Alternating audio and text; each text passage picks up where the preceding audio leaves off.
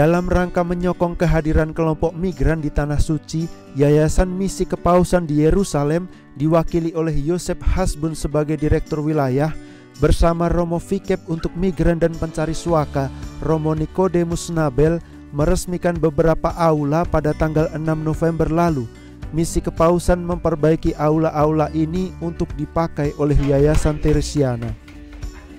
Rumah ini penting untuk dipakai sebagai pusat Yayasan Teresiana di Tanah Suci yang bertempat di Yerusalem, suatu kelompok yang terdiri dari orang-orang Spanyol dan Filipin, semua berbicara bahasa Spanyol.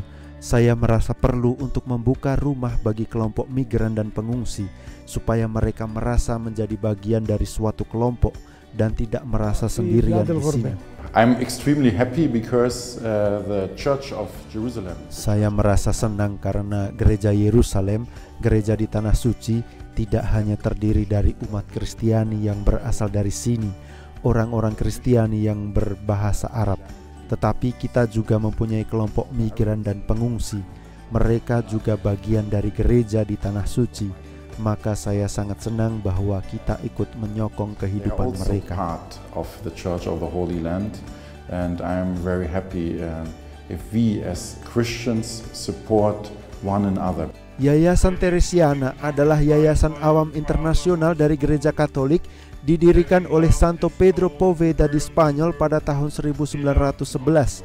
Yayasan ini berusaha menghidupi nilai-nilai Injil, terdiri dari kaum religius dan awam, yang mewujudkan berbagai misi dalam kaitannya dengan perwujudan iman, hidup, dan pendidikan.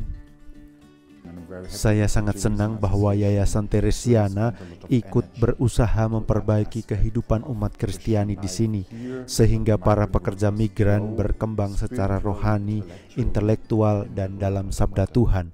Saya sungguh sangat senang. Misi Kepausan turut berperan serta agar gereja lokal semakin terbuka bagi seluruh dunia melalui dukungan bagi para pengungsi.